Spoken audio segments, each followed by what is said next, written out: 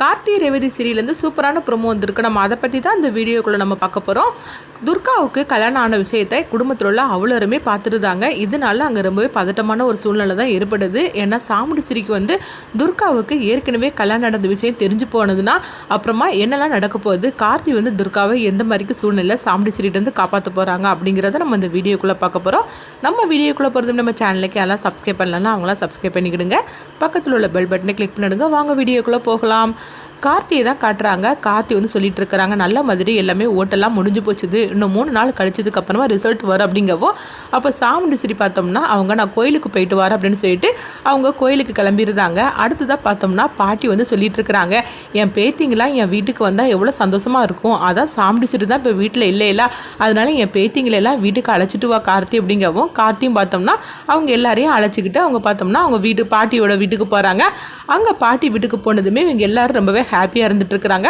அப்போ ராஜராஜன் சொல்லிட்டு இருக்கிறாங்க, எத்தனை வருஷம் ஆச்சுது எங்கள் வீட்டுக்கு அப்படின்னு சொல்லிட்டு அவங்க ரொம்பவே சந்தோஷத்தோட வரவும். அப்போ பாட்டி சொல்கிறாங்க, என் பேத்திங்க என் மகன் எல்லாரும் வந்ததுமே இந்த வீடே கலகலப்பாக எப்படி இருக்குது, இதுக்காக தானே நான் இத்தனை நாளாக நான் காத்துட்ருக்கிறேன், என் மருமகளும் அதே மாதிரிக்கு இந்த வீட்டுக்கு வந்துட்டாக்கி நான் நினச்சது எல்லாமே நடந்துடும் அப்படின்னு சொல்லவும். அப்போ கார்த்தி சொல்கிறாங்க, பாட்டி சீக்கிரத்துலேயே அத்தையும் இந்த வீட்டுக்கு வந்துடுவாங்க, நீங்கள் ஒன்றும் கவலைப்படாதீங்க அப்படிங்கவும். அப்போ பாட்டி சொல்கிறாங்க, ஆமாம் கார்த்தி அது சீக்கிரத்தில் நடந்துரும்னு எனக்கும் நம்பிக்கை இருக்குது அப்படிங்கிறாங்க. அடுத்துங்க பார்த்தோம்னா சிவனாண்டியும் முத்துவேலு தான் கட்டுறாங்க. அப்போ முத்துவேலு சொல்லிட்டு இருக்கிறாங்க, இப்போ நம்ம ஜெயிக்கிறது ரொம்பவே கஷ்டம்தான், ஏன்னா ராமசாமியோட கதை ஊர் ஜனங்க அவ்வளோருக்குமே தெரிஞ்சு போச்சுது, அதனால கண்டிப்பாக நம்மளுக்கு ஓட்டு யாருமே போட்டிருக்க மாட்டாங்க, இப்போ என்ன பண்ணுறதுக்கு மகனே அடுத்ததா அப்படின்னு சொல்லி கேட்கவும்.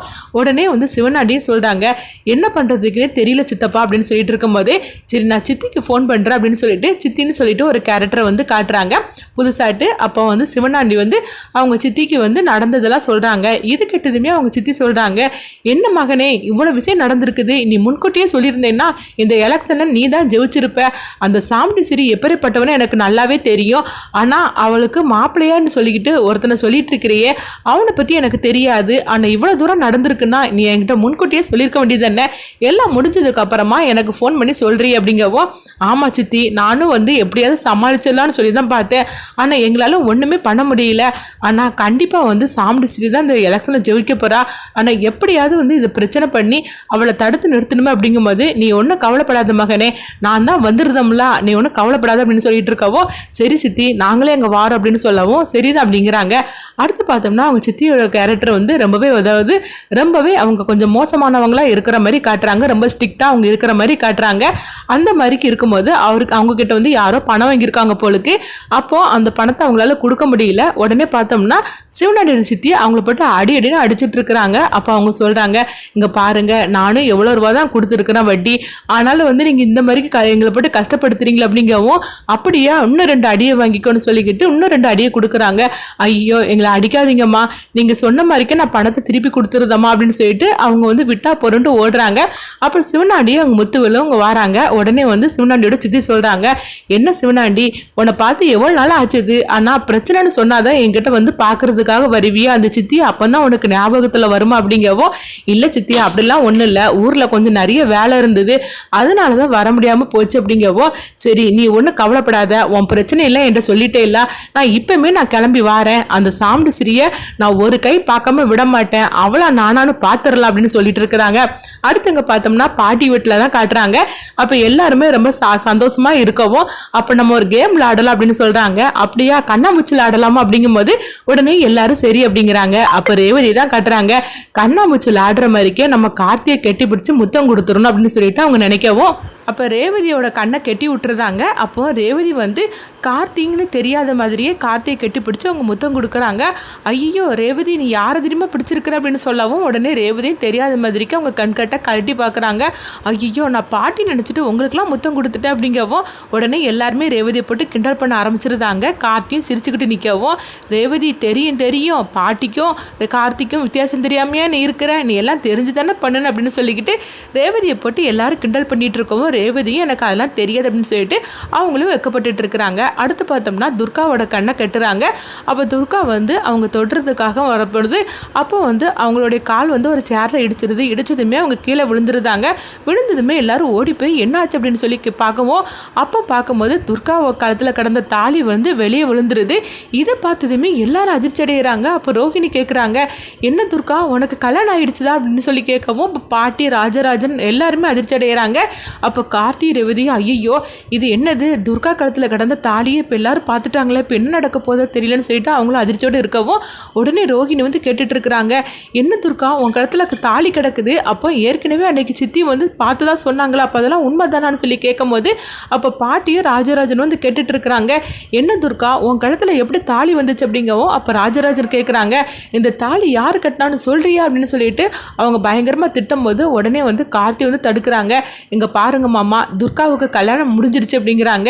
என்னம்மா அப்படி நீங்கள் சொல்லிட்டு இருக்கிறீங்க அப்படிங்கவும், ஆமாம் துர்காவுக்கு கல்யாணம் முடிஞ்சிருச்சுது, அது எனக்கும் ரேவதிக்கு தெரியும் அப்படின்னு சொல்லவும், இது கேட்டதுமே வந்து அவங்க அதிர்ச்சி அடைகிறாங்க.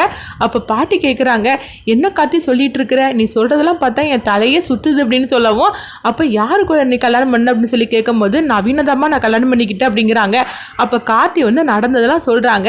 இது கேட்டதுமே ராஜராஜனும் பாட்டியும் அதிர்ச்சி அடைகிறாங்க. இந்த விஷயம் மட்டும் உங்கள் அம்மாவுக்கு தெரிஞ்சிச்சுன்னா என்ன நடக்கும்னு சொல்லி கொஞ்சம் கூட நீ யோசிக்காமல் இப்படிலாம் பண்ணிட்டேடி அப்படின்னு சொல்லவும், அப்போ உடனே வந்து ரேவதி சொல்கிறாங்க, ஆமாப்பா அவள் அவசரப்பட்டு நவீனா கல்யாணம் பண்ணிக்கிட்டா, இந்த விஷயத்தை எப்படியாவது அம்மா கிட்ட மெதுவாக நம்ம எடுத்து சொல்லணும் அப்படிங்கவும், அப்போ இதெல்லாம் முடிஞ்சதுக்கு அப்புறமா தான் நிச்சயார்த்தம்லாம் அன்னைக்கு நடந்தது, அப்போ கூட நீ உண்மையை சொல்லாமல் இருந்துட்டி அப்படிங்கவும், இல்லைப்பா நான் உண்மையை சொல்கிறதான்னு தான் நினச்சேன், ஆனால் கார்த்தி மாமா தான் சொல்ல வேண்டாம் அம்மா கிட்ட, நானே வந்து அம்மா கிட்ட சொல்கிறேன் அப்படின்ட்டாரு, அதனால தான் நான் எதுவுமே சொல்லாமல் அமைதியாக இருந்துட்டு அப்படிங்கவும், என்ன மாப்பிள்ள நீங்கள் தான் அப்படி பண்ணிட்டீங்களா, இப்போ இந்த விஷயத்தை போய் நம்ம எப்படி சொல்கிறதுக்கு, நிச்சயார்த்தமும் முடிஞ்சு கல்யாணத்துக்கும் டேட்டெல்லாம் பிடிச்சாச்சுது, இப்போ இந்த சாமிடி சிரிக்கு இந்த விஷயம் தெரிஞ்சிச்சுன்னா என்ன ஆகும்னு நினச்சாலே பயமாக இருக்குது அப்படிங்கவும், அப்போ கார்த்திகிட்ட வந்து அவங்க பாட்டியும் சொல்லிட்டு இருக்கிறாங்க, என்ன துர்கா நீ இப்படி அவசரப்பட்டு பண்ணிட்டியே அப்படின்னு சொல்லும் போது, உங்கள் அம்மாவோட குணம் தான் உனக்கு தெரியும்ல, தெரிஞ்சிருந்து நீ இப்படிலாம் பண்ணலாமா அப்படின்னு கேட்கவும், அப்போ துர்கா வந்து அழுதுகிட்டே இருக்கிறாங்க. அப்போ கார்த்தி சொல்கிறாங்க, நடந்தது நடந்து போச்சுது, இன்னும் அத்தையை எப்படியா சமாளப்படுத்தி இந்த விஷயத்த நம்ம சொல்லிடணும்,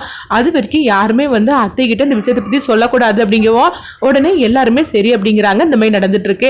அடுத்து பார்த்தோம்னா இங்கே ஊர் கோயிலுக்கு தான் வராங்க. அப்போ வந்து அதாவது அந்த கோயிலில் முக்கியமானவங்க வந்து கூழ் ஊற்றுவாங்க போலுக்கு. அப்போ பாட்டி வந்து சொல்கிறாங்க, இந்த வருஷம் நாங்கள் தான் கூழ் காய்ச்சி ஊற்ற போகுது அப்படிங்கவும், எப்பவுமே நீங்கள் தான் பண்ணிட்டு இருப்பீங்களா, ஏன் அந்த ஊருக்கு நீங்கள் தான் எல்லாமே பண்ணணுமா அப்படின்னு விருமன் வந்து கோவத்தோட கேட்டுட்டு இருக்கும் போது கரெக்டாக பார்த்தோம்னா சிவனாண்டி முத்துவேல் சிவனாண்டி சித்தி இவங்க 3 பேர் வராங்க. ஏன் நாங்களாம் பண்ணக்கூடாது அப்படின்னு சொல்லிட்டு வரவும், அவங்கள பார்த்ததுமே பாட்டி வந்து அதிர்ச்சி அடைகிறாங்க. இது என்னது இவன் வந்திருக்கிறா புதுசா அப்படின்னு சொல்லிட்டு அவங்க அதிர்ச்சி அடையவும், உடனே வந்து சிவனாண்டியை பார்த்ததுமே விருமன் வந்து சந்தோஷப்படுறாங்க.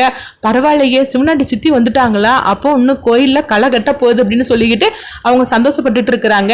ஏற்கனவே எங்கள் பிரச்சனைக்கு சிவனாண்டியால் பத்தாது, இப்போ வேற அவன் சித்தியை வர கூட்டிட்டு வந்துட்டான்னா பிரச்சனைக்கு பஞ்சமே இருக்காது அப்படின்னு சொல்லிட்டு சந்தோஷப்பட்டுட்டு இருக்கவும், அடுத்து பார்த்தோம்னா சிவனாண்டியோட சித்தி வந்து அவங்க பாட்டிக்கிட்ட சொல்லிட்டு இருக்கிறாங்க, நாளைக்கு இந்த ஊரில் உள்ள அவ்வளோ இருக்கும் நாங்கள் தான் கூழ் காய்ச்சி கொடுக்க போகிறோம் அப்படின்னு சொல்லவும், உடனே வந்து முதல் மரியாதை எங்களுக்கு தான் கொடுக்கணும் அப்படின்னு சிவனாண்டியை அவங்க சித்தியும் வந்து பாட்டிக்கிட்ட பிரச்சனை பண்ணிட்டு இருக்கிறாங்க. அடுத்தது என்னெல்லாம் நடக்க போகுதுன்னு சொல்லி நம்மளும் வெயிட் பண்ணி பார்க்கலாம்.